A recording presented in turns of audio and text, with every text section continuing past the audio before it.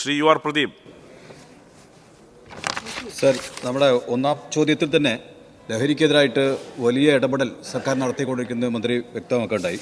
എൻ്റെ ചോദ്യം, ഇപ്പോൾ ഈ ലഹരിക്കെതിരായി വേണ്ടിയിട്ടാണ് സ്കൂൾ തലത്തിലും കോളേജ് തലത്തിലെല്ലാം വിവിധ കമ്മിറ്റികൾ പ്രവർത്തിച്ചുകൊണ്ടിരിക്കുന്നത്. ഇനി നമുക്കത് ഗ്രാമപഞ്ചായത്തിലെ വാർഡ് തലത്തിൽ ജനപ്രതിനിധികളെ ഉപയോഗപ്പെടുത്തിക്കൊണ്ട് അവിടെ വാർഡ് തലത്തിലെ കമ്മിറ്റികൾ രൂപീകരിക്കാനും അവർക്ക് ജില്ലാ പഞ്ചായത്ത് തലത്തിലോ സംസ്ഥാന തലത്തിലോ മികച്ച ജനപ്രതിനിധികൾ നടത്തിയ ഇടപെടൽ നൽകി ഒരു അവാർഡ് പ്രഖ്യാപിക്കാൻ കഴിയുമോ, നാടിന് ആകെ അതിനെ പുറകെ നിർത്താൻ കഴിയുമോ എന്നതുകൊണ്ടാണ് എൻ്റെ ചോദ്യം. സർ, വാർഡ് തലത്തിലുള്ള കമ്മിറ്റികൾ നിലവിൽ തന്നെ പ്രവർത്തിക്കുന്നുണ്ട്. കാര്യം ഞാൻ നേരത്തെയുള്ള മറുപടിയിൽ പറഞ്ഞതാണ്. ധാരാളം പ്രവർത്തനങ്ങൾ, മറുപടി വളരെ നീണ്ടുപോകുന്നുള്ളത് കൊണ്ട് ചില കാര്യങ്ങൾ ചുരുക്കിയതാണ്. ഇപ്പോൾ സ്കൂളുകളിൽ നടപ്പാക്കുന്ന ബാല്യം അമൂല്യം എന്ന പദ്ധതി 140 സ്കൂളുകളിൽ ആരംഭിച്ചു, മറ്റ് സ്ഥലങ്ങളിലേക്ക് അത് വ്യാപിപ്പിക്കുകയാണ്. അതുപോലെ തന്നെ കുട്ടികളുടെ ലഹരി ഉപയോഗം കണ്ടെത്താനും പരിഹരിക്കാനും ഒരു സ്റ്റാൻഡേർഡ് ഓപ്പറേറ്റിംഗ് പ്രൊസീജിയർ SOP തയ്യാറാക്കിയിട്ട് വിവിധ വകുപ്പുകളുടെ ഏകോപനത്തോടെ നടപ്പാക്കിക്കൊണ്ടിരിക്കുന്നുണ്ട്. നേർവഴി എന്ന പേരിൽ ഈ കൗൺസിലിംഗ് നൽകുന്നതിന് തുടക്കത്തിലെ കുട്ടികൾ മയക്കുമരുന്ന് ഉപയോഗിക്കുന്നുണ്ടെങ്കിൽ കണ്ടെത്താൻ അധ്യാപകരുടെ സഹായത്തോടെ കണ്ടെത്തി കൗൺസിലിംഗ് കൊടുക്കാൻ നേർവഴി എന്ന രൂപത്തിലുള്ള ഒരു പദ്ധതി നടപ്പാക്കുന്നുണ്ട്.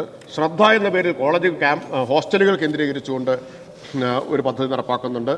അധ്യയന വർഷം ആരംഭം മുതൽ തന്നെ മഫ്തി പെട്രോളിങ്ങും ബൈക്ക് പെട്രോളിങ്ങും ഏർപ്പെടുത്തിയിട്ടുണ്ട്.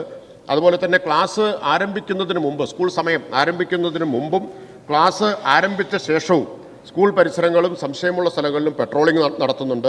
എക്സൈസ് വകുപ്പ് സ്വന്തം നിലയിലും പോലീസും മോട്ടോർ വാഹന ആരോഗ്യ വകുപ്പുകളുമായി ചേർന്നും പരിശോധനകളും രഹസ്യ നിരീക്ഷണങ്ങളുമുണ്ട്. സ്കൂൾ പരിസരത്ത് പതിവായി കറങ്ങി നടക്കുന്നവരുണ്ട്, അവരെ സംബന്ധിച്ച വ്യക്തിവിവരങ്ങൾ ശേഖരിക്കുന്നുണ്ട്, അവരുടെ നീക്കങ്ങൾ നിരീക്ഷിക്കുന്നുണ്ട്. മഫ്തിയിലും മറ്റുമുള്ള എക്സൈസ് ഉദ്യോഗസ്ഥർ അത് നിരീക്ഷിക്കുന്നുണ്ട്. അവരേതെല്ലാം കുട്ടികളുമായിട്ട് ബന്ധം സ്ഥാപിക്കാൻ ശ്രമിക്കുന്നുണ്ട് എന്നിവയൊക്കെ നിരീക്ഷണ വിധേയമായിട്ടുള്ള കാര്യങ്ങളാണ്.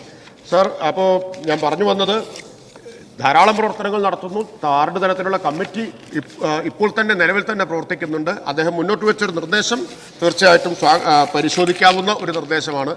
ഒരു കാര്യം കൂടി വ്യക്തമാക്കട്ടെ, തദ്ദേശ സ്ഥാപനങ്ങൾക്ക് ഈ ലഹരി വിരുദ്ധ പ്രവർത്തനങ്ങൾക്ക് വേണ്ടി തുക ചെലവഴിക്കാനുള്ള അനുമതിയും സർക്കാർ നൽകിയിട്ടുണ്ട്. ഒരു നിശ്ചിത തുക ചെലവഴിക്കാനുള്ള അനുമതിയും നൽകി കഴിഞ്ഞിട്ടുണ്ട്. അവാർഡ് ഉൾപ്പെടെയുള്ള നിർദ്ദേശങ്ങൾ വളരെ ഗൗരവത്തോടു കൂടി തന്നെ പരിശോധിക്കുന്നതാണ്. Second question.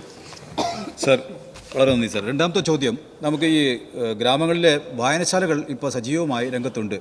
ഏകദേശം ഒരു വർഷം 10-20 പ്രവൃത്തികൾ ചെയ്യുന്ന കൂട്ടത്തിൽ ഈ ലഹരിക്കെതിരായിട്ട് വലിയ ക്യാമ്പയിൻ അവർ സംഘടിപ്പിച്ചുകൊണ്ടിരിക്കുന്നത്. എനിക്ക് എൻ്റെ ഒരു നിർദ്ദേശം, സംസ്ഥാനത്ത് ഇത്തരം ബന്ധപ്പെട്ട വകുപ്പുമായി കൂടിയാലോചിച്ച് ആ വായനശാലകൾക്ക്, സാധാരണ എല്ലാ വായനശാലകൾക്കും ഗ്രാൻഡ് കൊടുക്കാറുണ്ട്. അത്തരം ഗ്രാൻഡ് എല്ലാവർക്കും കൊടുക്കാതെ ഈ കാര്യങ്ങൾ നിർബന്ധമായി ചെയ്യുന്ന വായനശാലകൾക്ക് എക്സ്ട്രാ ഗ്രാൻഡ് കൊടുക്കത്തക്ക രീതിയിലുള്ള ഒരു ഇടപെടൽ കൂടെ നമുക്ക് ഏറ്റെടുക്കാൻ കഴിയും. സർ, നമുക്ക് എല്ലാത്തിനും ഗ്രാൻഡ് കൊടുത്ത് ഏത് കാര്യത്തിനും സാമ്പത്തികമായ സഹായം കൊടുത്ത് ചെയ്യിപ്പിക്കുക എന്നുള്ളതിന് പകരം വായനശാലകൾക്ക് സ്വന്തം നിലയിൽ തന്നെ ഇത്തരം പ്രവർത്തനങ്ങൾ, ആളുകളെ അണിനിരത്തുന്ന പ്രവർത്തനങ്ങളൊക്കെ നടത്താവുന്നതാണ്. വായനശാലകളുടെ ഒരു പരിമിതിയായിട്ട് ഇപ്പോൾ നമ്മൾ കാണേണ്ടത് പുതുതലമുറ വായനശാലകളിലേക്ക് വേണ്ടത്ര വരുന്നില്ല എന്നുള്ളതാണ്. ഇപ്പോൾ പല വായനശാലകളും നമ്മളെല്ലാം വാർഷിക ഉദ്ഘാടനം ചെയ്യാൻ പോകുന്നവരാണ്. യുവജന വായനശാല എന്നായിരിക്കും പേര്. പക്ഷേ ഉദ്ഘാടനത്തിന് പോകുമ്പോൾ ഭാരവാഹികളും വേദിയിലും സദസ്സിലുള്ളവരിൽ ബഹുഭൂരിപക്ഷവും യുവജനങ്ങളായിരിക്കില്ല എന്നുള്ളൊരു പരിമിതിയുണ്ട്. അപ്പോൾ വായനശാലകൾ കൂടുതൽ ചെറുപ്പക്കാരിലേക്കും കുട്ടികളിലേക്കും എത്താനുള്ള പ്രവർത്തനങ്ങൾ ആവിഷ്കരിക്കുകയും ഒപ്പം ഇത്തരം സാമൂഹിക പ്രതിബദ്ധതയോടുകൂടിയിട്ടുള്ള പ്രവർത്തനങ്ങൾ ഏറ്റെടുക്കുകയും ചെയ്യുക എന്നത് അനിവാര്യമാണ്.